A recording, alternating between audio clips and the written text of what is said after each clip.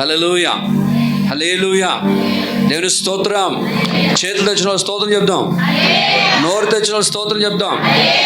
కోపం తెచ్చిన వాళ్ళు స్తోత్రం చెప్దాం.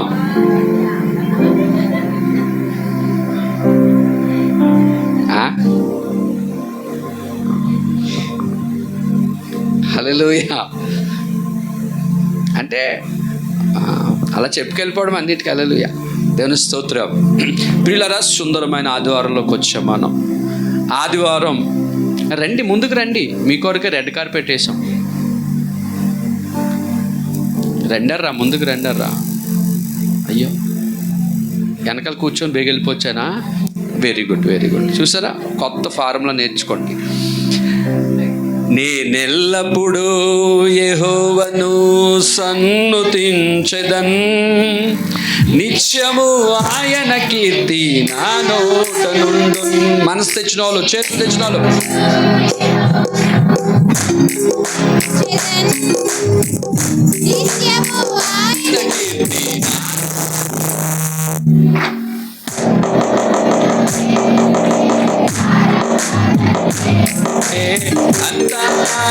మంచిగే నా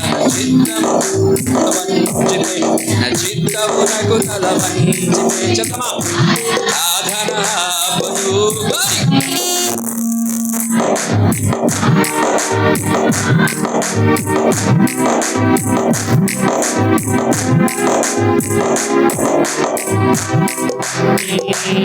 హల్లెలూయా. బాబు, అది సమస్య కాదు. వీళ్ళు స్పీకర్ ఎదుర్కొన్నారు. వాక్య భాగంలోకి వెళ్దాం. హల్లెలూయా. ప్రియులారా, ఈ దినాలు శ్రమల దినాల్లో 40 దినాలు శ్రమల దినాలు. 40 దినాలు యేసుక్రీస్తు ప్రభువారు ఉపవాసం ఉండినట్టుగా మనం చూస్తాం. అలాగే 40 దినాలు మోసే సీనాయి కొండ మీద 40 దినాలు ఉపవాసం ఉన్నట్టు చూస్తాం. 40 దినాలు ఆ యొక్క జల ప్రళయం నోవాహు దినాల్లో 40 రాత్రులు 40 పగలు ప్రచండమైనటువంటి నాన్ స్టాప్ అయిన వర్షము కురిసినట్టుగా చూస్తాం. 40. అలాగనే యేసు ప్రభువారు ఆ ధర్మశాస్త్రాన్ని కొనసాగించినప్పుడు 40 దెబ్బలు, ఒకటి తక్కువ 40 దెబ్బలు. పౌలు గారు 3 సార్లు దెబ్బలు తిన్నారు. 40కి ఒక ప్రత్యేకమైన స్థానం ఉంది. ఈ 40 దినాలు శిలువ శ్రమలు ధ్యానాలు అందరూ చేస్తూ ఉన్నారు, జరుగుతూ ఉంది. సంఘములో ప్రార్థన చేస్తూ ఉన్నాం. ప్రతి సాయంకాలం ప్రభుని ఆరాధిస్తున్నాం. సిలువలో యేసు ప్రభు చేసిన త్యాగాన్ని కొరకు మాట్లాడుతూ ఉన్నాం. ప్రియులారా, మిస్ కాకండి దయచేసి. వీలైన వారందరూ కూడా సాయంకాలము ఈ 40 దినాల శిలువ శ్రమల దినాలు ధ్యానాలు దయచేసి రండి, మనందరం కలిసి ప్రభుని ఆరాధిద్దాం. చూడండి వాక్య భాగం, మత్తయి సువార్త 26వ అధ్యాయము 17వ వచనం. త్వరగా మత్తయి సువార్త 26వ అధ్యాయము 17వ వచనము నుంచి 27వ పేజీ నెంబర్ అండి. పులియని రొట్టెల పండుగలో మొదటి దినమందు శిష్యులు యేసునద్దకు వచ్చి, పస్కాను భుజించుటకు మేము నీ కొరకు ఎక్కడ సిద్ధపరచగోరుచున్నావని అడిగిరి. అందుకు ఆయన, మీరు పట్టణమందున్న ఫలోని మనుషుని యొద్దకు వెళ్ళి, కాలము సమీపమై ఉన్నది, నా శిష్యులతో కూడా నీ ఇంట పస్కాను ఆచరించదనని బోధకుడు చెప్పుచున్నాడని అతనితో చెప్పుడని. ప్రియులారా, యేసు ప్రభు వారితో శిష్యులు వచ్చి అడుగుతూ ఉన్నారు. జత వినండి. శిష్యులు వచ్చి అడుగుతున్నారు, అయ్యా మేము మీ కొరకు పస్కాని ఎక్కడా సిద్ధపరచాలి అంటే, యేసు ప్రభు అన్నారు, మీరు ఒక గ్రామంలోకి వెళ్ళండి, పలాని ఇంటి దగ్గరికి వెళ్తే అక్కడ ఒక అతను నీలకుండి మోసుకొని ఇంటికి వెళ్తాడు. ఏ ఇంటికైతే ఒక పురుషుడు నీలకుండి మోసుకొని వెళ్తున్నాడో, ప్రవేశిస్తున్నాడో, ఆ ఇంటి యజమానుని దగ్గరికి వెళ్ళి, బోధకుడు ఇంటిలో ఈ దినాన పస్కాని ఆచరించాలనుకుంటున్నాడు అని చెప్పండి అన్నాడు. దేవుని స్తోత్రం. అలాగే శిష్యులతో చెప్పినప్పుడు శిష్యులు వెళ్ళి ఆ యజమానుడు అడుగుతాడు, అయ్యా ఈ దినాన పస్కాను ఆచరించడానికి నా బోధకుడు విడిది గది అడుగుతున్నాడు అని అడిగినప్పుడు ఆ యజమానుడు అన్నాడు, మేడ మీదకు తీసుకెళ్ళి ఒక గదిని చూపిస్తాడు. అయ్యా ఈ గదిని మీరు పస్కాకి మీరు ఆచరించడానికి వాడుకోండి అని తీసుకోండి అని చెప్పి యజమానుడు అనుమతిస్తాడు. యేసు ప్రభు వారు తన శిష్యులతో కలిసి ఆ దినాన ఆ మేడ గదిలోనికి వెళ్ళి యేసు ప్రభు శిష్యుల మధ్యలో కూర్చొని యేసు ప్రభు కొన్ని విషయాలు బోధిస్తున్నాడు. మనుష్య కుమారుడు అప్పగింపబడతాడు. ఏమని చెప్పాడు? మనుష్య కుమారుడు అప్పగింపబడతాడు. ఈ రాత్రి మనము పస్కాని ఆచరిద్దాము. పస్కా పశువు, బలి పశువు ఒక పశువును తీసుకొని దానిని బలిచ్చి అది దేవునికి హోమముగాను పాప పరిహారార్థము పాపము కొరకు ఇస్తున్న బలి. ఆ బలి పశువుని తీసుకొని దేవుని ఎదుట దానిని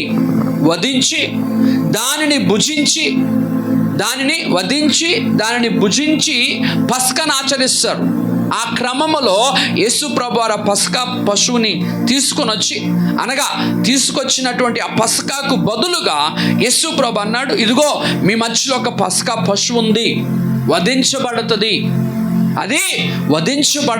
వధించబడిన ఆ యొక్క పస్కాని మీరు భుజిస్తారు అని చెప్పి యేసు ప్రభు తన కొరకు తాను పరిచయం చేసుకుంటున్నారు. పస్కా బలిగా, పశువుగా నేనే ఇక్కడ ఉన్నాను.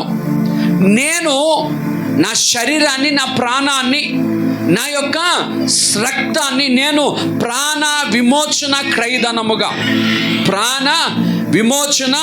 క్రయధనము చెప్పండి. కీర్తన 49వ అధ్యాయము 9వ వచనం. త్వరగా కీర్తనలు 49వ అధ్యాయము 9వ వచనాన్ని చదువుకుందాం.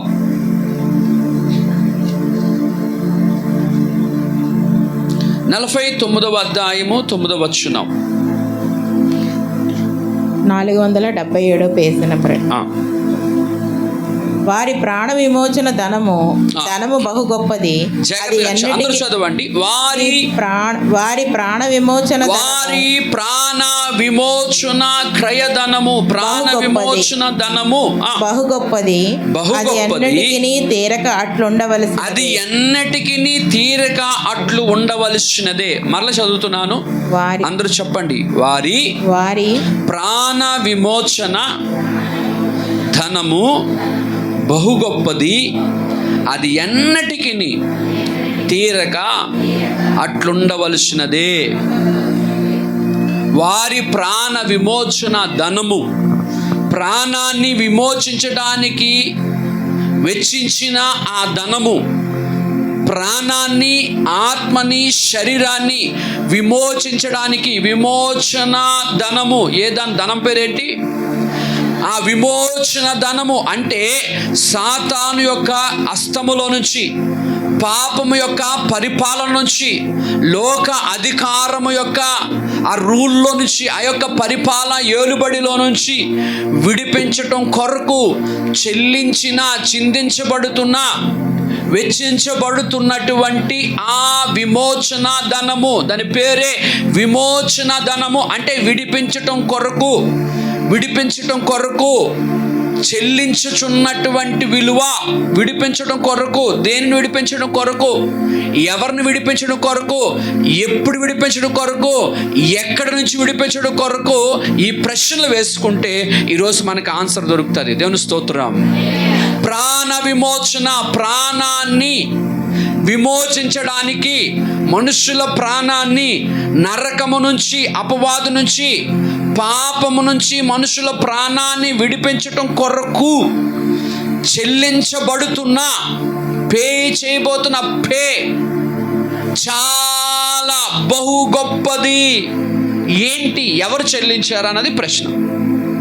కీర్తనకారుడు ఆ దావీదు గారు ప్రస్తావిస్తూ ఉన్నారు, కోరాహు ప్రస్తావిస్తూ ఉన్నాడు. ఆ కీర్తనల గ్రంథము రాసిన వారందరూ కూడా యేసు ప్రభు జీవ మరణ పునరుత్థానాల కొరకు ప్రస్తావిస్తూ వస్తున్నారు. ఇక్కడ కూడా ప్రస్తావించబడుతుంది. దాని ప్రాణ విమోచన క్రయధనము చాలా విలువైనది, బహు గొప్పది. ఎవరు చెల్లించారు? ఆ విమోచన ధనము ఎవరు చెల్లించారు? ఎప్పుడు చెల్లించారు? ఎందుకు చెల్లించారు? ఎలాగ చెల్లించారు? ఎక్కడ చెల్లించారు? ఎవరు చెల్లించారు? ఎందుకు చెల్లించారు? ఎలాగ చెల్లించారు అనే విషయాల్ని ఉదయకాల సమయంలో ధ్యానిద్దాం. చూడండి, మార్కు సువార్త 10వ అధ్యాయము 44-45 వచనాలు. 41వ పేజీ నెంబర్ అండి. మీలో ఎవడైనను ప్రముఖుడై ఉండగోరిన ఎడల వాడు అందరికీ దాసుడై ఉండవలెను. మనుష్య కుమారుడు పరిచారము చేయించుకొనుటకు రాలేదు. జాగ్రత్తగా వినండి. మనుష్య కుమారుడు పరిచారము చేయించుకొనుటకు రాలేదు గాని పరిచారము చేయుటకును అనేకులకు ప్రతిగా విమోచన క్రయధనముగా తన ప్రాణమును ఇచ్చుటకును వచ్చెనను. అనేకులకు ప్రతిగా, అనేక ప్రాణములకు ప్రతిగా, అనేకులి ప్రాణమునకు ప్రతిగా విమోచన క్రయధనము తన ప్రాణమును ఇచ్చుటకు వచ్చెను. విమోచన క్రయధనం. కీర్తనకారుడు అంటున్నాడు, ఆ యొక్క ప్రాణ విమోచన ధనము, ఆ ప్రాణ విమోచన ధనము ఎవరు చెల్లించారు, ఎక్కడ చెల్లించారు, ఎప్పుడు చెల్లించారు, ఎలాగ చెల్లించారో, ఎందుకు చెల్లించారు? అందరూ పాపము చేసి దేవుడు అనుగ్రహించుచున్న మహిమను పొందలేకపోవటం వలన, దేవుడిచ్చిన పరలోకాన్ని తప్పిపోవటం వలన, దేవుని రాజ్యానికి మనుషులందరూ వెళ్ళాలని దేవుడు కృత నిశ్చయత గలవాడై ఉండి మనుష్యులను పాపము నుంచి కొనాలని, శాపము నుంచి కొనాలని, సాతాను యొక్క అధికారములో నుంచి కొనాలని. ఎందుకంటే ఆది అందు ఆదాము పాపము తప్పు చేసినప్పుడు ఆది అందు దేవుడైనటువంటి యెహోవా ఆదాముకిచ్చిన అధికారము, ఆదాముకిచ్చినటువంటి స్వేచ్ఛ, ఆదాముకిచ్చిన పరిశుద్ధత, ఆదాముతో దేవునికున్న బంధము తెగిపోయింది. ఆదాముతో దేవుడు నేరుగా మాట్లాడేవాడు, దేవుడితో ఆదాము నేరుగా మాట్లాడేవారు. డైరెక్ట్ కమ్యూనికేషన్ ఉండేది. ప్రతి సాయంకాల వేళ ఆ ఏదైనా తోటలోనికి తండ్రి అని దేవుడు ఆ చల్లబొద్దు సమయంలో వచ్చేవాడంట. ఆ చల్లబొద్దు సమయంలో వచ్చి ఆదామును పిలిచి, అవను పిలిచి కూర్చొని పెట్టుకొని వారితో గంటలు తరబడి మాట్లాడేవాడు. పరలోకములో దేవదూతలు ఉన్నాయి, కెర్రూపులు ఉన్నాయి, షెరూపులు ఉన్నాయి. అక్కడ ఆ యొక్క పరలోకపు వాతావరణమే వేరు. ఆ పరలోకములో నిత్య సౌందర్యము గలది, నిత్య మహిమ గలది, నిత్య తేజస్సు గలది, నిత్యము దూతలతో కొనియాడబడుతున్నవాడు. నిత్యము, పగలు కాదు రాత్రి కాదు, నిత్యము దూతలతో కొనియాడబడుతున్నాడు. నిత్యము. ఎప్పుడు స్టార్ట్ చేయబడింది ఆరాధన తెలియదు కానీ యుగ యుగాలు తరతరాల నుంచి ఆరాధించబడుతున్న ఆయన, ఆ యొక్క సమీపింపరాని తేజస్సులో ఉంటున్నటువంటి ఆయన చుట్టూ ఇటువైపు కొన్ని వేల కోట్ల దేవదూతలు, ఇటువైపు కొన్ని వేల కోట్ల దేవదూతల మధ్యలో నిత్యము తండ్రి స్తుతింపబడతా ఉన్నాడు. మహిమ ఆయనకి, ఘనత ఆయనకి, ప్రభావం ఆయనకి అని నిత్యము స్తుతి. పగలు రాత్రి అనేది ఉండదు. పరలోకంలో చీకటి ఉండదు, పరలోకంలో రాత్రి ఉండదు, చీకటి ఉండదు. నిత్యం వెలుగుతో నింపబడి ఉంటుంది. అక్కడ రేయి పగలు ఉండవు. ఆ మహిమలో ఉన్నటువంటి తండ్రి వేల సంవత్సరాల నుంచి ఆ మహిమలో, ఆ యొక్క ఘనతల మధ్యలో ఉన్నటువంటి ఆయన తన మనసులో ఒక ఆలోచన వచ్చింది. నా రూపములో నేను ఒక సృష్టిని చేస్తాను, నా రూపంలో నేను మనుషులను చేస్తాను, నా పోలికలో ఆ యొక్క పురుషుని కానీ స్త్రీని కానీ చేసుకుంటాను.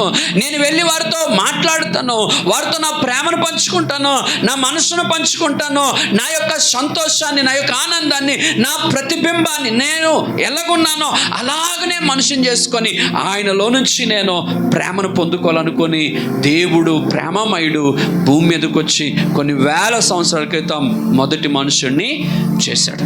ఆదామును చేసిన తర్వాత ఆదాముతో అన్నాడు, ఆదామా నీవు నాతోనే ఉండాలి, నా బాటలో నడవాలి, నా పరిశుద్ధత నీకు ఇస్తున్నాను, నా ఆత్మ నీకు ఇస్తున్నాను, నా స్వరూపత నీకు ఇస్తున్నాను, నా పోలికను నీకు ఇస్తున్నాను, నీవు నా ఒంటి వాడిగా ఉండాలని ఆశపడుతున్నాను అని కోరుకొని ఆయనతో ప్రతి సాయంకాల వేళ పరలోకం ఖాళీ అయిపోయి పరలోకంలో నుంచి దేవుడు ఏదైనా తోటలోకి వచ్చేవాడు. సాయంకాల వేళ ముగ్గురు కలిసి మాట్లాడుకునేవారు. ఇదంతా దూరం నుండి చూస్తున్న సాతానుగాడు ఆదాము దగ్గరికి వచ్చి ఆదామును పిలిచి, అవ్వమ్మను పిలిచి, మీరు దేవునితో సాంగత్యంలో ఉన్నారని చెప్పి అవ్వతో ప్రత్యేకంగా మాట్లాడి దేవుడు ఏం చెప్పాడు అంటే, ఇగో ఫలాంది చెప్పాడు. ఏం చేద్దాం అన్నాడు, ఫలాంది చేద్దాం. ఏం తినొద్దు అన్నాడు, ఫలం తినొద్దాం. అప్పుడు ఏమంటుంది, సాతాను అంటున్నాడు, ఏం పర్వాలేదులే, పర్లేదు అని చెప్పి భ్రమపరిస్తే ఆ మాయ మాటలు నమ్మి, ఆ మస్కా మాటలు నమ్మి, అబద్ధం మాటలు నమ్మి అవ్వమ్మ తీసుకొని ఆ పండును తీసుకొని తిన్నది. తిని దినమున దేవునికి వారికి మధ్యలో ఎడబాటు వచ్చింది. అది తిన్నది చక్కగా పక్కకి వెళ్ళింది, ఆదాంకి ఇచ్చింది. ఆదాం తీసుకోండి, ఆదాం తిన్నాడు. ఇద్దరు కలిసి దిగంబరులను తెలుసుకున్నారు. ఇద్దరు దిగంబరులను తెలుసుకున్నారు, పక్కకి వెళ్ళిపోయినారు. ఆ పక్కకి వెళ్ళిపోయినారు. తోటలో ఎక్కడికి వెళ్ళిపోయినారు? ప్రభా, ఈ జరిగిందంతా పరలోకములో ఉన్న దేవుడికి తెలియక, అనగా ఆయన చూడక కాదు, ఆయన తెలుసు. కానీ పరలోకము నుంచి యథావిధిగానే ఆదాం దగ్గరికి వచ్చాడు. ఆదాం దగ్గరికి వచ్చి పిలుస్తూ ఉన్నాడు. ప్రతిరోజు వచ్చిన స్థలంలోకి వచ్చి ఆదాం అవ్వలకు ఉండేవారు. ఆ రోజు ఆదాం అవ్వ అక్కడ లేరు. ఆ ఏదైనా తోటలో ఉండాల్సినటువంటి ప్లేస్లో వారు లేరు. సరే, అక్కడెక్కడ ఉన్నారేమో అని చెప్పి తండ్రి అని దేవుడు వెతకడం ప్రారంభించాడు. ఆ మూలకెళ్ళి వెతికాడు, అక్కడ లేడు. ఆ మూలకెళ్ళి వెతికి అక్కడ లేడు. ఆ మూలకెళ్ళి అక్కడ వెతికాడు. ఆ చెట్టు కిందకి వెళ్ళి అక్కడ వెతికాడు. ఆ యొక్క సెలయర్ దగ్గరికి వెళ్ళి అక్కడ వెతికాడు.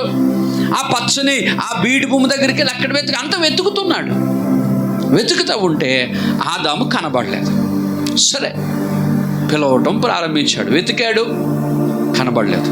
పిలిచాడు, ఆదామా, పిలిచాడు, వినబాడు. ఆదామా, పిలిచాడు, వినబాడు. ఆదామా, ఆదామా, ఆదామా, ఆదామా అనుకొని ఆ తోటంతా తిరిగాడు. కొంతసేపటికి చెట్టు వెనకాతల నుంచి, ఎక్కడి నుంచి? చెట్టు వెనకాతల నుంచి తండ్రి అంటాడు. తండ్రి అంటాడు. తండ్రి అని. ఆదామా, ఏమైంది? నువ్వెందుకు చెట్టు వెనకాతలు ఉన్నావు? నువ్వెందుకు దాగున్నావు? నువ్వెందుకు భయపడుతున్నావు? ఎందుకు దూరంగా ఉన్నావు? ఎందుకు జడిసిపోతున్నావు? ఎందుకు నువ్వు అలాగా చేయాల్సి వచ్చింది? ఆ చెట్టు వెనకాత ఉండాల్సిన కర్మ నీకేం పట్టింది? ఆ తోటలో దాగోల్సిన పని నీకేం పట్టింది? ఎందుకు దూరంగా ఉన్నావు? అక్కడి నుంచి అట్టన్నాడు, తండ్రి, మేము దిగంబరులుగా ఉన్నాం, మేము మీ దగ్గరికి రాలేం, మీతో ముఖాముఖిగా మాట్లాడలేం, మీ ఎదురొచ్చి నిలబడలేం, భయం వేస్తుంది, సిగ్గేస్తుంది, మేము పొరపాటు చేస్తాం, తప్పు చేస్తాం. అప్పుడు తండ్రి అని దేవుని హృదయంలో వేదన ప్రారంభించబడింది. గుండె పగిలిపోయినటువంటి మాట చెప్పాడు ఆదాము, మేము దిగంబరులమై ఉన్నాం. అసలు మీరు దిగంబరులనే సంగతి మీకు చెప్పింది ఎవడు? అప్పుడు జరిగిన స్టోరీ అంతా చెప్తామన్నాడు. ఆదామును పిలిచాడు. ఆదామా, నేను నిన్ను ఒక ఉద్దేశంతో సృష్టించాను. నేను ఒక ఆలోచనతో సృష్టించాను. ఒక ఉద్దేశంతో, ఆలోచనతో, ఒక స్వరూపతలో నేను తయారు చేసుకున్నాను. నీవు ఈరోజు దూరంగా ఎడబాసుకొని దూరంగా ఉన్నావు. ఇది కరెక్ట్ కాదంటే, ప్రభా మోసపోయినాను, ఏడవడం ప్రారంభించాడు. ఏడుస్తున్న ఆదాముని తోలివేశాడు, బయటకు వెళ్ళిపోయాడు. ఆ యొక్క ఏదైనా తోటలో జరిగిన సంఘటన, ఏదైనా తోటలో దేవునికి మనుషులకి మధ్యలో ఎడబాటు వచ్చింది. తండ్రి దేవుడు పరలోకానికి వెళ్ళిపోయినాడు. పరలోకంలో దేవదూతలతో చెప్తున్నాడు, ఇదిగో పరలోకములో అందరిని పిలిచాడు, ఒక సభ ఏర్పాటు చేశాడు. ఇటువైపు కెరూబులు ఉన్నాయి, ఇటువైపు షెరూపులు ఉన్నాయి, దేవదూతలు ఉన్నాయి, పెద్దలు ఉన్నారు. అందరి మధ్యలో అంటున్నాడు. చూడండి, యెషయా గ్రంథం 6వ అధ్యాయం. యెషయా గ్రంథం 6వ అధ్యాయం 6వ అధ్యాయం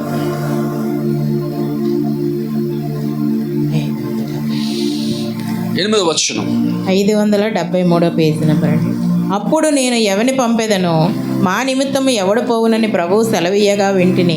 అంతటి నేను చిత్తగించుము, నేనున్నాను, నన్ను పంపుమనగా ఆయన, నీవు పోయి ఈ జనులతో ఇట్లనుము, మీరు నిత్యము వినుచుందురు గాని నేను ఎవరిని పంపెదను, మా నిమిత్తము ఎవడు పోవునని ప్రభు సెలవీయగా వింటిని. జాగ్రత్తగా వినండి. అంతటా నేను చిత్తగించుము, నేనున్నాను, నన్ను పంపమనగా. ఆ ఏదైనా తోటలో తండ్రిని దేవుడు ఆ జరిగిన సంఘటనతో హృదయం నొచ్చుకున్న వాడై, హృదయము కలత చెందిన వాడై పరలోకానికి వెళ్ళి, పరలోకంలో ప్రభు అంటున్నాడు, నా నిమిత్తము ఎవరు వెళ్తారు? నా నిమిత్తము ఎవరు వెళ్తారు అంటే, అక్కడ ఉన్నవారు ఎవరు మాట్లాడలేదు, ఎవరు నోరు తెరవలేదు, ఎవరు ముందుకు రాలేదు.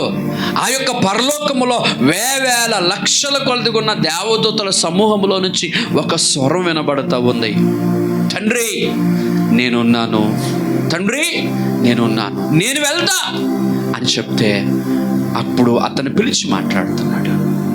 ఆ నేనున్నాను, నేను వెళ్తాను అన్న వ్యక్తి ఎవరో తెలుసా? తండ్రి అని దేవుడు తన ఏకైక కుమారుడైన యేసుక్రీస్తు ప్రభువారు. యేసుక్రీస్తు ప్రభువారు లేచి మాట్లాడుతున్నాడు, తండ్రి నేను వెళ్తాను.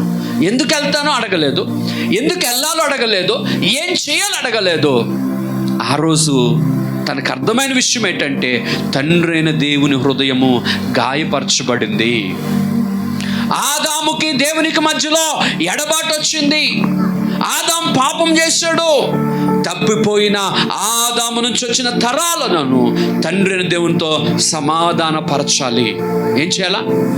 సమాధానపరచాలి. తండ్రి దగ్గరికి ప్రజలు తీసుకొని రావాలి. తీసుకొని రావడం ఈ ప్రక్రియ. వింటున్నారా? తండ్రి అయిన దేవుడు ఆదాము తర్వాత వంశావళులు, మానవ జాతి. ఈ తండ్రి అయిన దేవునికి ఈ యొక్క ఆదామును వచ్చిన తరాలకి మధ్యలో పెద్ద ఎడబాటు, పాపము గోడ అడ్డొచ్చింది. సాతాను మధ్యలో నిలబడ్డాడు, దోషం అడ్డొచ్చింది. ఇది తీసివేయబడాలి. ఇద్దరి మధ్యలో నేను మీకు ఫేస్ టు ఫేస్ కనబడాలంటే మధ్యలో ఏమి ఉండకూడదు. మధ్యలో ఒకవేళ ఒక తెర ఉందనుకో, నీకు నాకు సరిగా ముఖం కనబడదు. ఇది తీసివేయబడాలి. తండ్రి అని దేవునికి ఆదాము నుంచి వచ్చిన వంశావళైన మానవ జాతికి మధ్యలో ఎడబాటు వచ్చింది. పాపం మధ్యలోనికి ప్రవేశించింది. ఆజ్ఞ అతిక్రమించాడు. దేవుని మాటను తృణీకరించినాడు. దేవునికి దూరం అయిపోయాడు. దేవునికి దూరమైన ఈ మానవ జాతిని దేవునికి దగ్గర చేసే ఒక ప్రక్రియ పరలోకములో ప్రకటించబడతా ఉంది. మా నిమిత్తము ఎవరు వెళ్తారు?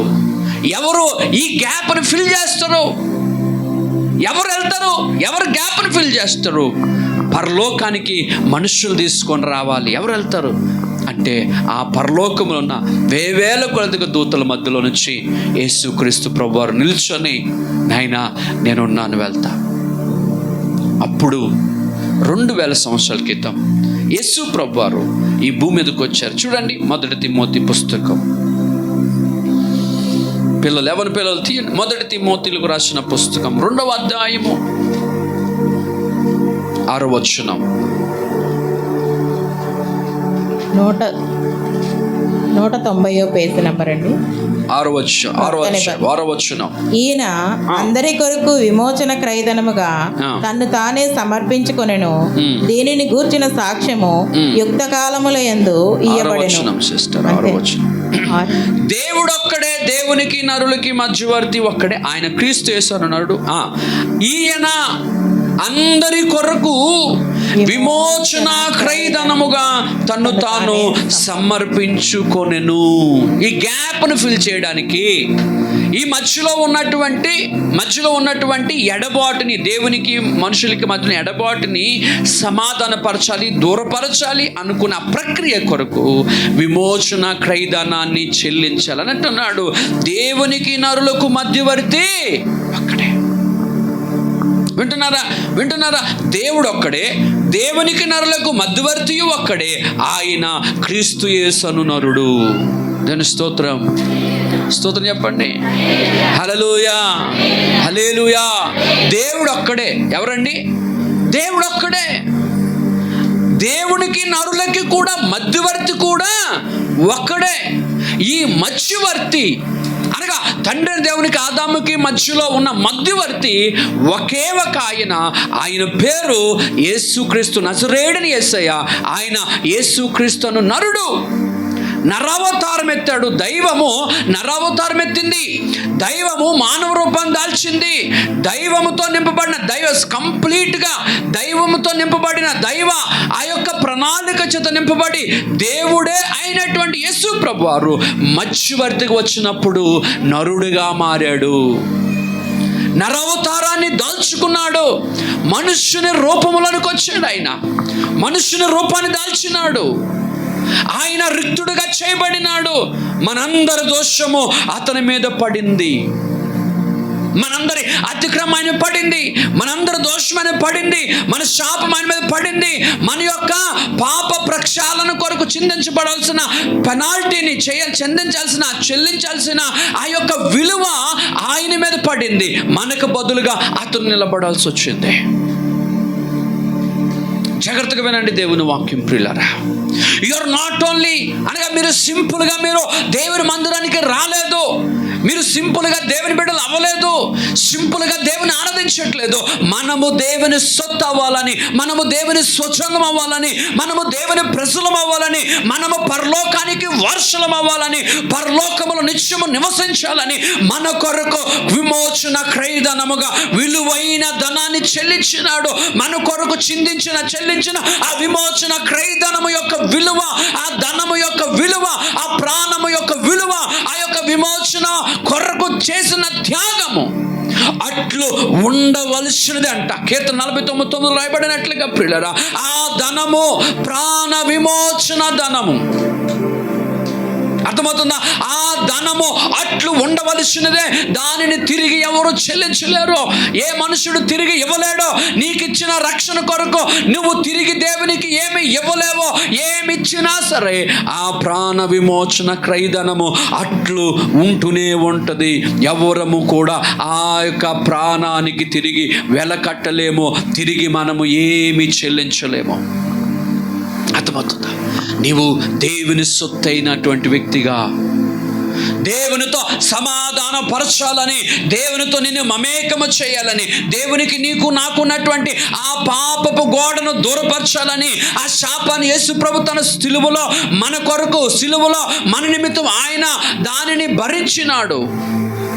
దానిని చెల్లించడం కొరకు యేసు ప్రభు వారు ఆ సిలువ మీదకి ఎక్కినాడు. ఆయన చూడు, మత్తయి సువార్త 26వ అధ్యాయం అలాగే 27వ అధ్యాయాలు కూడా త్వరగా 27వ అధ్యాయం 27. స్తోత్రం హల్లెలూయా చదవండి.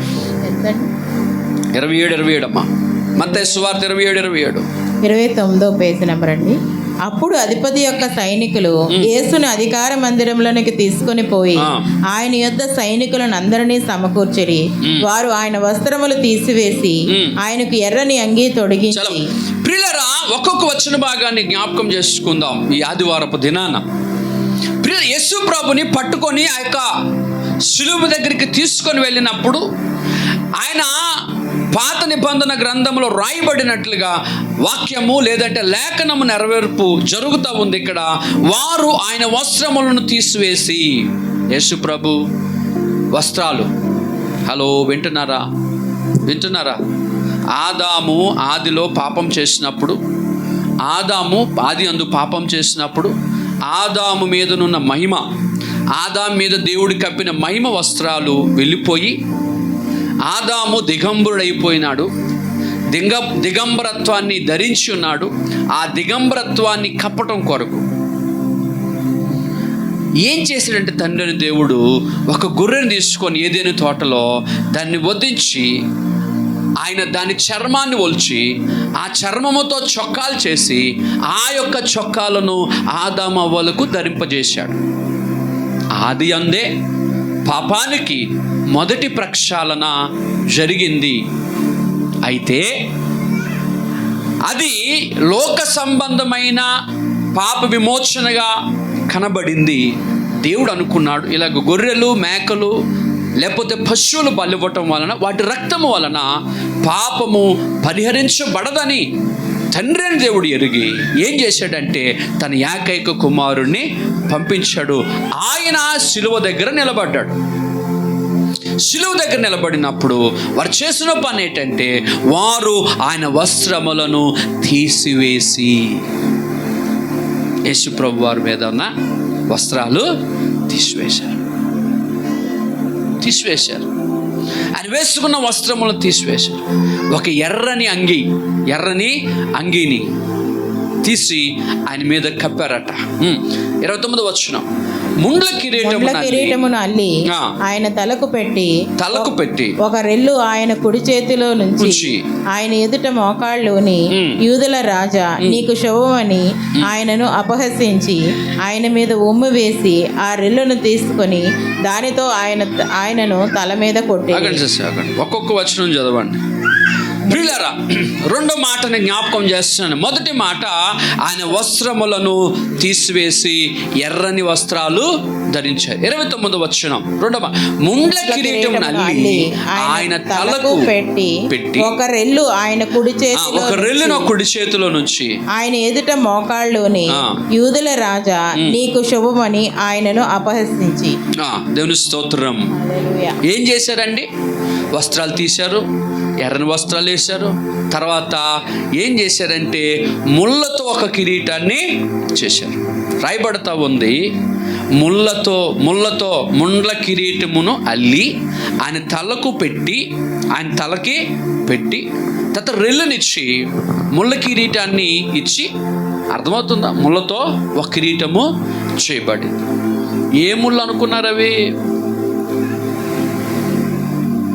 ఈ విషముతో చాలా విపరీతమైన నొప్పి వస్తుంది. ఆ కంచుకు ముళ్ళు దానికంటే ఇంకా బలురక్కస్ ముళ్ళు ఇంకా దానికంటే భయంకరమైనవి.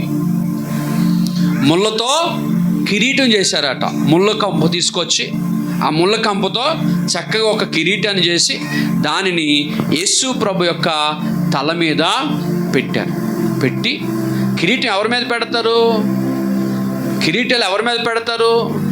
రాజుల మీద పెడతారు. ఈ పిల్లలు మీరు వాక్యం అయినట్లు ఆ పిల్ల వైపు చూస్తున్నారు, ఆ పిల్లతో ఆడుకుంటున్నారు. ఇంటికి తీసుకెళ్ళి ఒక్కొక్కరు ఒక్కొక్క పూట ఆడించండి. వాళ్ళ అమ్మ ఎక్కడ ఉద్యోగానికి వెళ్తుంది. హల్లెలూయా, దేవుని స్తోత్రం. ఆ ముళ్ళ కిరీటాన్ని అల్లి దాన్ని తీసుకొచ్చి యేసు ప్రభు తల మీద పెట్టారు. పాస్టర్ గారు ప్రతి గుడ్ ఫ్రైడే అప్పుడు చెప్తారు, ఇది మేము విన్నదే, అందుకే ఆత్మీయ జీవితం ఎదగట్లేదు. ఇది మాకు తెలిసిందే, అందుకే ఆత్మీయ జీవితము బాగుపడట్లేదు. ఆత్మీయంగా ఈరోజు ఎదగకపోవడానికి మనము ఆచార సంబంధమైన భక్తి చేయబట్టే. ఆత్మ సంబంధమైన భక్తి అసలు ఎందుకు ముళ్ళు కిరీటం యేసు ప్రభు మీద పెట్టబడాలి? ఎందుకు పెట్టారు? ఎవరు పెట్టారు? ఎందుకు పెట్టాల్సి వచ్చింది?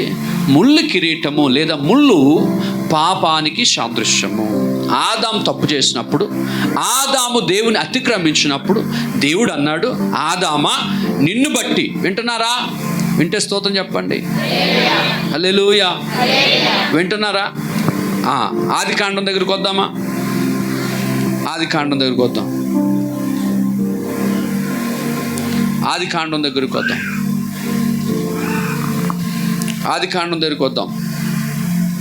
ఆది కాండం వచ్చారు. ఆది కాండం దగ్గరికి రండి. ఆది కాండం దగ్గర. ఓ జీసస్, హల్లెలూయా. ఆది కాండం దగ్గర రండి. 3వ అధ్యాయం.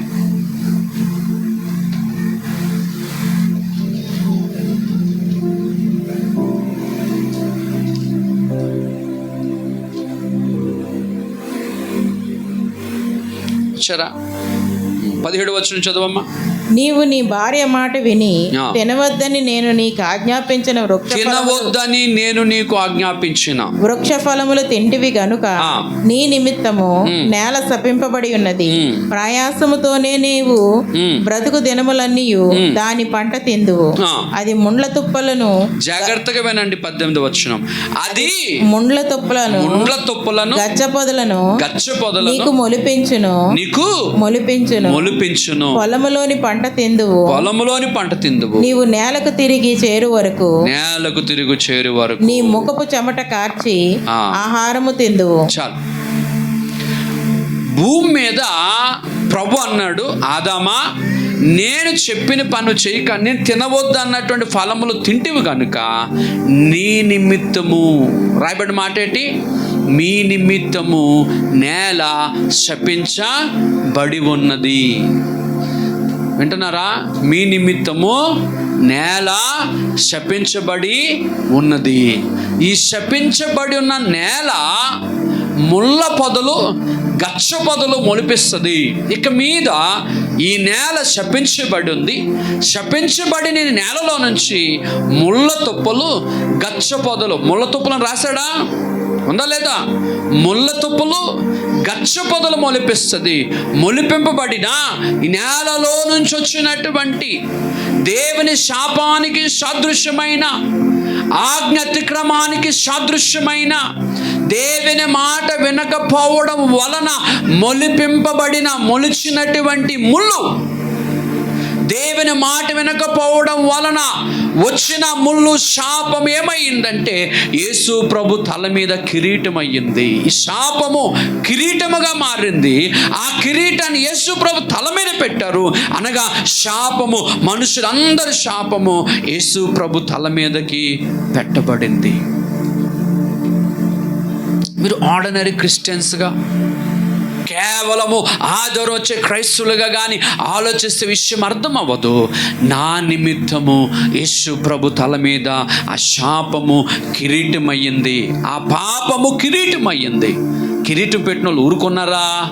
తల మీద పెట్టిన కిరీటం ఊరుకున్నారా? ఆ కిరీటం మీద సుత్తితో కొట్టగా 6 ఇంచులంట. దాన్ని సైంటిస్టులు కొలిచారు. సైంటిస్టులు కొలిస్తే యేసు ప్రభు తల మీద పెట్టిన ఆ ముళ్ళ కిరీటంలో ఉన్న ముళ్ళు సైజు పొడవ 6 ఇంచులు ఉందంట. ఇక్కడ పెడితే ఇంత ఉంటుంది, ఇంత ఉంది. చుట్టూ ఆయన తల చుట్టూ కిరీటం మళ్ళీ దాన్ని అక్కడ పెట్టి ఆ ముళ్ళ కిరీటం పైన కొట్టగా, ఆ పైన సుత్తుతో కొట్టగా, ఆ పైనుంచి ఆయన కపాలములో నుంచి, ఆయన తలలో నుంచి ఒక్కొక్క ముళ్ళు ఆ తలని చీల్చుకొని, ఈ కపాలాన్ని చీల్చుకొని అది కిందకి గుచ్చబడితే, ఆ గుచ్చబడిన ఆ సిలువ, ఆ యొక్క ముళ్ళల్లో నుంచి, గుచ్చబడిన ముళ్ళల్లోంచి ప్రవహిస్తున్న రక్తము ధారలై ప్రవహించింది. పాపానికి వెల చెల్లించాడు ఆయన. అలాగా పాపానికి విలువ చెల్లించాడు ఆయన, ధనాన్ని చెల్లించాడు ఆయన. వెండితో మనల్ని విడిపించలేదు, బంగారంతో మనల్ని విడిపించలేదు, వస్తు ఆభరణాలతో మనల్ని విడిపించలేదు. నేరుగా యేసు ప్రభు తన రక్తము కార్చి ప్రాణానికి, అలాగా ఆత్మకు విమోచన కొరకే మన కొరకు ఆ రక్తాన్ని చిందించాడు. విడిపింపబడిన మనమందరము కూడా యేసు ప్రభు త్యాగములో నుంచి వచ్చిన వారము. యేసు ప్రభు ఆ మరణపు అనుభవంలోంచి వచ్చిన వారము. యేసు ప్రభు శిలువ శ్రమలో నుంచి వచ్చిన వారము. యేసు ప్రభు పొందిన శిలువ వేదనలలో నుంచి మనం వచ్చిన వారము. మన కొరకు విలువైన ధనాన్ని, విలువైన ప్రాణాన్ని పెట్టి తన అమూల్యమైన రక్తాన్ని కాచి, అమూల్యమైన రక్తములో నుంచి మనలను కొని తీసుకొచ్చి దేవుని మందిరములో ఆయన పిల్లలుగా మరలా అబ్బా తండ్రి అని పిలిచి, again we are called as a father, as Abba and a father. We are here to call him. మనం ఇక్కడ నుండి ఈరోజు అబ్బా, నాయన, తండ్రి, ప్రభువాని ఇంత డైరెక్ట్గా ఎలా పిలగలుగుతున్నాం? ఇంత డైరెక్ట్ ఎలా ప్రార్థించగలుగుతున్నాం? ఇంత డైరెక్ట్గా దేవుని మందిరానికి ఎలా రాగలుగుతున్నాం? ఇంత డైరెక్ట్గా ఫేస్ టు ఫేస్ దర్శనాలు కూడా చూస్తున్నాం, కళలు చూస్తున్నాం, దేవుని స్వరాన్ని వింటున్నాం, దేవుని ఆత్మని అభిషేకాన్ని పొందుకుంటున్నాం. వారం వెంబడి వారము దేవుడు తన ఆత్మతో నింపుతున్నాడు, వాక్యం ద్వారా మాట్లాడుతున్నాడు, నీకు ఆత్మస్వరూపుడిని దర్శిస్తున్నాడు. ఇంత డైరెక్ట్ కమ్యూనికేషన్ ఎలాగొచ్చిందంటే యేసు ప్రభువారు ఆదాముకి దేవునికి ఉన్న మధ్యలో ఉన్న ఎడబాటుని తీసివేసి మనలను తండ్రి అని పిలుచుటకు దేవుడి రోజు యోగ్యతను, అర్హతను ఇచ్చాడు. దేవుని స్తోత్రం కలుగును గాక. ఈరోజు తండ్రి నా ప్రార్థనలు కించు, యేసయ్యా ఇదిగో నన్ను జ్ఞాపకం చేసుకో, తండ్రి నా యొక్క కన్నీరు చూడు అని ఎలా ప్రార్థించగలుగుతున్నామో అంటే తండ్రి అని పిలిచిన ఆదాము పోగొట్టుకున్న అధికారం, తండ్రిని పోగొట్టుకున్న ఆదాము అధికారం, ఆదాముకు దేవుడు ఇచ్చినటువంటి ఆ మొదటి కృపను పోగొట్టుకున్నాడు. తిరిగి యేసు ప్రభు మూలముగా, యేసు ప్రభు వలన, యేసు ప్రభు మధ్యవర్తి అయి, యేసు ప్రభు రాయిబారి అయి, యేసు ప్రభు తను భూమి నుంచి నేలకు, నేల నుంచి ఆకాశమునకు, పరమునకు ఆయన నిచ్చెన అయినాడు. ఆ నిచ్చెన తన వీపును చేసినాడు. ఆ వీపు మీద నుంచి నడిచే తండ్రి ముఖాన్ని చూసే, ఒక రోజు డైరెక్ట్ గా చూసే ఒక కృపను దేవుడు మనకి ఇచ్చినాడు. చనిపోయిన తర్వాత మనం తిరిగి లేపబడతాం. లేపబడిన మనం పరలోకానికి అర్హులం అవుతాం. అందుకని మరణమును జయించి, మరణం మీద అధికారాన్ని మనకు కొడిచి, మరణ పాశములను జయించిన ఆ యేసు క్రీస్తు ప్రభు వారు, యేసు ప్రభు తండ్రికి మనకు మధ్యలో మధ్యవర్తి అయి మనలను నేల నుంచి, అనగా పాపపు లోకములో నుంచి నిత్యమైన మహిమ కలిగిన ఆ పరలోకానికి వెళ్ళడానికి యేసు క్రీస్తు ప్రభు వారు రహదారి అయినాడు, దారి అయినాడు, మార్గం అయినాడు. దేవుని స్తోత్రం. అందుకని అంటాడు, నేనే మార్గము, నేనే సత్యమైన మార్గం, నేనే, నా ద్వారా తప్ప ఎవడు పరలోకానికే వెళ్ళలేడు. బైబిల్లో ఒకరోజు యెషయా గ్రంథం చదువుతూ ఉన్నాను. యెషయా గ్రంథం చదువుతున్నప్పుడు యెషయా గ్రంథంలో ఒక విలువైన ఒక మాట దొరికింది ఒకరోజు నాకు. ఏంటి ఆ మాట అంటే, నేను ఆ మాట చదువుతున్నప్పుడు నా మనసు అక్కడ ఆగిపోయింది, హృదయం అక్కడ ఆగిపోయింది. దాటు వారికట, ఎవరికట? దాటే వారికి తన వీపును దారిగా చేశాడట. దాటే వారికి వీపును దారిగా చేయడం పెట్టి ప్రార్థన చేసుకున్నప్పుడు పరిశుద్ధాత్మ దేవుడు, హోలీ స్పిరిట్ నాకు చాలా విషయాలు బోధించాడు. యేసు ప్రభు ఒక నిచ్చెనై దాటే వారికి, అనగా పరలోకానికి వెళ్ళే వారి కొరకు యేసు ప్రభు నిచ్చెనగా నిల్చొని తన వీపును చాపి వీపు మీద నుంచి నడవడానికి యేసు ప్రభు సిలువలో వేలాడాడు. మీకు తెలుసా, ఆదాము చెట్టు వెనకాతలకు వెళ్ళిపోయినాడు. ఆదాము చెట్టు వెనకాతలు ఉన్నాడు. Adam he is behind the tree, అని చెట్టు వెనకాతలు ఉన్నాడు. చెట్టు వెనకాతలు ఆదాము ఉన్నాడు. తండ్రి దేవుడు వచ్చి పిలుస్తూ ఉన్నాడు, ఆదామా ముందుకు రా. రావడానికి భయపడతా ఉన్నాడు, రావడానికి భయపడతా. అప్పుడు యేసు ప్రభు మధ్యలోకి వచ్చి చెట్టు మీద వేలాడినాడు. చెట్టు మీద వేలాడినాడు, మ్రాను మీద వేలాడినాడు. మ్రాను మీద వేలాడి నా వాడు మ్రాను మీద వేలాడిన వాడు శాపగ్రస్తుడు. మ్రాను మీద నిల్చున్నాడు. శాపము, ఆదాము యొక్క శాపము యేసు మీద పడింది. ఆదాము యొక్క పాపం యేసు మీద పడింది. ఆదాము యొక్క అతిక్రమం యేసు ప్రభు మీద పడింది. యేసు ప్రభు వారు సిలువలో వేలాడు. ఎప్పుడైనా సిలువను గమనించావా? ఎప్పుడైనా సిలువను గమనించావా? సిలువను భూమి మీద నాటితే, ఒకవేళ దాన్ని పాతితే, ఆ పాతబడిన సిలువ లేదా ఆ యొక్క కర్ర భూమి నుంచి ఆకాశం వైపు కనబడుతుంది. సిలువ నేల నుంచి ఆకాశం, ఏరో మార్కు ఆకాశం వైపు ఉంటుంది. ఆ ఏరో మార్కు ఆకాశం వైపు ఉంటుంది. చేతులు 2 సిలువలు చాచినాడు. వెనకాతలున్న ఆదామని, చెట్టు వెనకాతలున్న ఆదామని. హలో, వింటున్నారా? స్తోత్రం చెప్పండి. వింటున్నారా? స్తోత్రం చెప్పండి. వింటున్నావా? దేవుని స్తోత్రం చెప్ప. చెట్టు వెనకాతలున్న ఆదాముకి, హలో, చెట్టు వెనకాతలు దాగున్న ఆదాము తర్వాత సంతానాన్ని యేసు ప్రభు చెట్టు మీదకి, ఆ మ్రాను మీదకి వచ్చాడు. మ్రాను మీద యేసు ప్రభు వారు నిల్చున్నారు. మ్రాను మీద యేసు ప్రభు వేలాడుతున్నాడు. వెనకాతల, చెట్టు వెనకాతల ఆదాము తరం ఉంది. ఆదాము తరంతో, ఆదాము మానవాళి యొక్క సంతతి వెనకాతలు ఉంది. యేసు ప్రభు మధ్యలో ఉన్నాడు.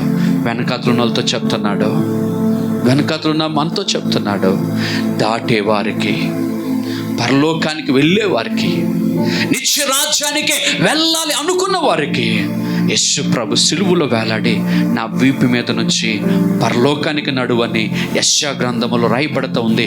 దాటు వారికి, భూమి మీద నుంచి ఆకాశానికి, పరలోకానికి దాటి వెళ్ళే వారి కొరకు యేసు ప్రభు తన వీపును దారిగా మలిచి సిలువలో చేతులు చాచి కొట్టు వారికి తన వీపును అప్పగించి, వెంట్రుకలు పీకుతున్న వారికి, వెంట్రుకలు లాగవేస్తున్న వారికి తన చెంపలు అప్పగించి, ముల్లి కిరీటం పెడుతున్న వారికి మౌనముగా ఉండి ముల్లి కిరీటాన్ని గుచ్చుతుంటుండగా, కొట్టుతుంటుండగా ఆ ముల్లి కిరీటము యేసయ్య తలను చీల్చుకుంటూ కింద వరకు నరాలు తెగిపోతున్నా ఆ వేదనను భరించినాడు. కారణం ఏంటో తెలుసా?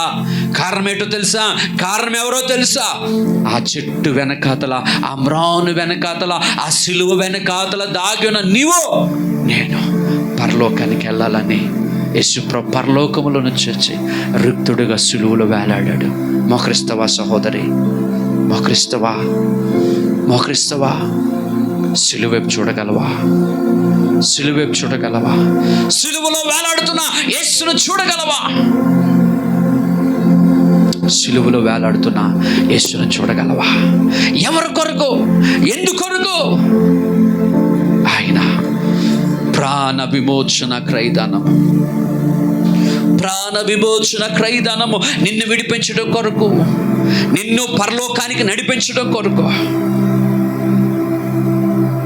నిన్ను దేవుని ఎదుట నిలబెట్టడం కొరకు. మోకరించు. ప్రతి సండే లాగా రాకు ఈరోజు. ప్రతి సండే లాగా ఈరోజు ప్రార్థన చేయకు. ప్రతి సండే లాగా త్వరగా వెళ్ళిపోవాలనుకోకు. ఈరోజు అసలు నువ్వేమై ఉన్నావు? అసలు నీ కొరకు ప్రభు ఏం చేశాడు? జీసస్, ఆ యేసును చూద్దాం. సిలువలో వేలాడిన యేసును చూద్దాం. సిలువలో వేలాడిన యేసును చూద్దాం. ఆ సిలువ వెనకాతల నీవు ఉన్నావు. నీకు అర్థమవుతుందా సహోదరి? అర్థమవుతుందా యవ్వన బిడ్డ? లోకమనే పాపం, వ్యసనమనే పాపం, ఎడబాట్లు ఉన్న నీవు క్రీస్తుతో సమాధానపరచబడవలనని, తండ్రితో సమాధానపరచవలనని యేసుక్రీస్తు ఇష్టుడై, యేసుక్రీస్తు ప్రభువారు అబ్రాహాము మీద శాపములో నిలబడ్డాడు, శాపపు స్థానములో నిలబడ్డాడు, శాపభరితమైన మరణాన్ని అనుభవించినాడు. నీ మీద, నా మీద ఉన్న శాపాన్ని తన భుజముల మీద వేసుకున్నాడు.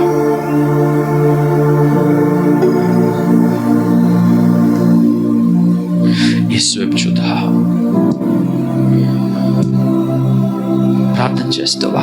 ఎప్పుడు వచ్చినట్టుగా వచ్చి వెళ్ళిపోతావా? ఎప్పుడు వచ్చినట్టుగా వెళ్ళిపోతున్నావేమో యవ్వన బిడ్డ. కాదు, నీ హృదయంలో, నీ జీవితంలో, నీ బ్రతుకులో యేసుకున్న విలువ, యేసుకున్న స్థానాన్ని, యేసై నీ పట్ల చేసిన ఆ ప్రాణ త్యాగాన్ని ఒకసారి జ్ఞాపకం చేసుకుంటావా? ఒకసారి జ్ఞాపకం చేసుకో. అబ్బా తండ్రి, ఈరోజు యేసయ్యా అని పిలిచేస్తున్నావు, ఈరోజు తండ్రి అని పిలిచేస్తున్నావు, ఈరోజు డైరెక్ట్గా దేవుని మందిరానికి వచ్చి కూర్చొని పాట పాడుతున్నావు, ప్రార్థిస్తున్నావు, స్తుతిస్తున్నావు, ఆయన అడుగుతున్నావు. ఇదంతా ఎక్కడి నుంచి వచ్చింది? మనము దూరస్తులము.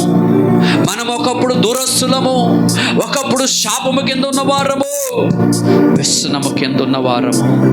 యేసయ్య ఆ సిలువలో చేసిన ప్రాణత్యాగం, ఆ సిలువలో నా కొరకు, నీ కొరకు యేసయ్య కార్చిన మూల్యమైన రక్తం, చిందించబడిన స్వరక్తము, గుచ్చబడిన ముళ్ళ కిరీటము, గాయపరచబడిన ఆ దేహము, దున్నబడిన దేహములో నుంచి వచ్చిన వారు మనం. క్రీస్తు యేసు శ్రమలలో నుంచి వచ్చిన వారు, యేసు పడిన శ్రమలో నుంచి వచ్చిన వారు. నీ కొరకే అమూల్యమైనది. ఎన్నడూ నువ్వు తిరిగి చెల్లించలేనంత అప్పు నీ మీద ఉంది. ఎన్నడూ తిరిగి చెల్లించలేనంత రుణము నీ మీద ఉన్నది. ఆ రుణం ఏంటో తెలుసా? నా యేసయ్య ప్రాణ త్యాగము, నా యేసయ్య కాచిన ఆ యొక్క అమూల్యమైన రక్తము యొక్క విలువ,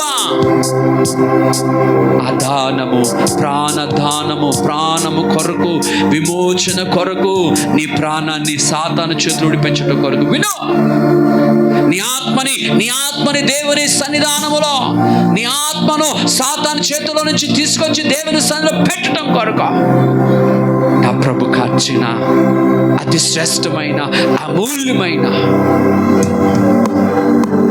అతి శ్రేష్టమైన, అమూల్యమైన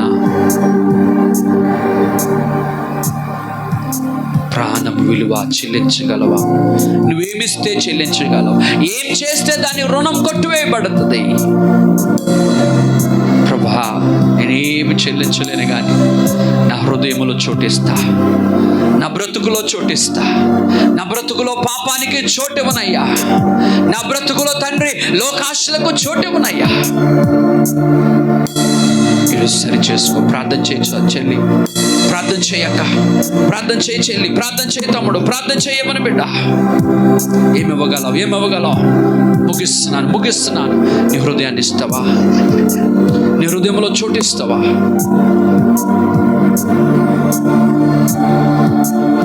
సిల్వలో నాకై కార్చెను యేసు రక్తము, సిల్వలో నాకై కార్చెను యేసు రక్తము, శిలనైన నన్ను మార్చెను యేసు రక్తము.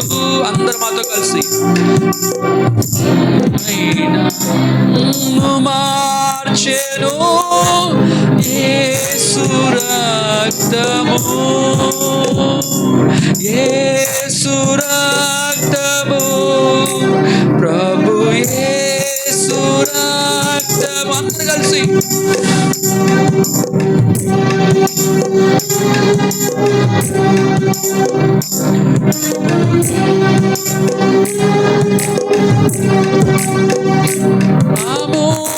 అమూల్యమైన రక్తము యేసు రక్తము, అమూల్యమైన రక్తము యేసు రక్తము,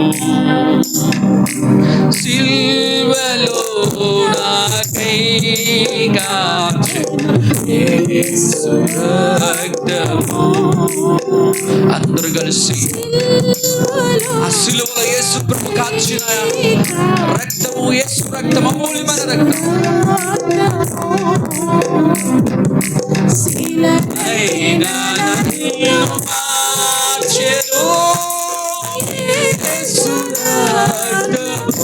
ఆ కల్వరి శిలువలో కార్చిన యేసు రక్తము,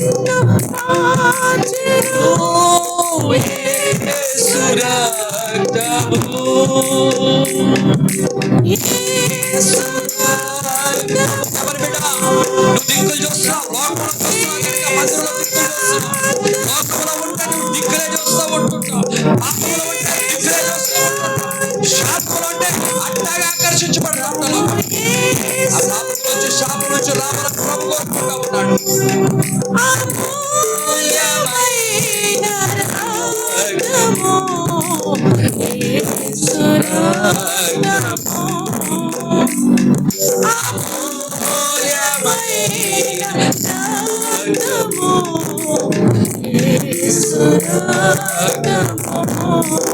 ప్రార్థన చేద్దాం, అలాగున ప్రార్థన చేద్దాం. చిన్న ప్రార్థన. ఎటు చూస్తున్నావు? సిలువలో వేలాడిన యేసు వైపు చూడు, ఆ ముళ్ళ కిరీటం వైపు చూడు, గాయపరచబడిన దేహం వైపు చూడు. ప్రతి ఆదివారంలో వచ్చి ఏదో 2 మాటలు విని వెళ్ళిపోతున్నావు అనుకోకో. ఈరోజు దేవునితో సమాధాన పడు, సరి చేసుకో, ప్రార్థన చేసుకుందాం. ప్రభా నన్ను జ్ఞాపకం చేసుకో ప్రభా, నీకు నాకు మధ్యలో ఉన్న అయా పాప బంధకాలను దూరపరచు నాయన. నా కొరకు కచ్చిన, నా కొరకు చిందించిన, నా కొరకు ఇచ్చిన ప్రాణత్యాగం, ఆ విలువ, ఆ ధనం అట్లుండవలసిందే. జ్ఞాపకం చేసుకో. పరిశుద్ధుడా మీకు వందనాలు, స్తోత్రాలు నాయన. ఈ ఉదయకాల సమయంలో ఆ కల్వరిలో మా కొరకు ఖర్చిన అమూల్యమైన, చిందించిన శ్రేష్టమైన రక్తం బట్టి మమ్మల్ని సమాధానపరచు, తండ్రితో ఐక్యపరచు, తండ్రి దగ్గర తీసుకొచ్చు, అబ్బా నాయన పిలిచి కృపించావు ప్రభు. అందరి బట్టి వందనాలు, స్తోత్రాలు. ఎవరికి లేని భాగ్యం మాకు ఇచ్చావు ప్రభు, ఎవరికి లేని ధన్యత మాకు ఇచ్చినందుకు వందనాలు, స్తోత్రాలు. ఈ రక్షణ భాగ్యాన్ని అయ్యా ఊపిరున్నంత వరకు కొనసాగించే భాగ్యము దయచేయమని, మీ కృపలో దాయమని యేసయ్య నామములో స్తుతించి ప్రార్థించి వేడుకుంటున్నాను పరమ తండ్రి. అందరు బిగ్గరగా ఆమె చెప్తారా? ఆమె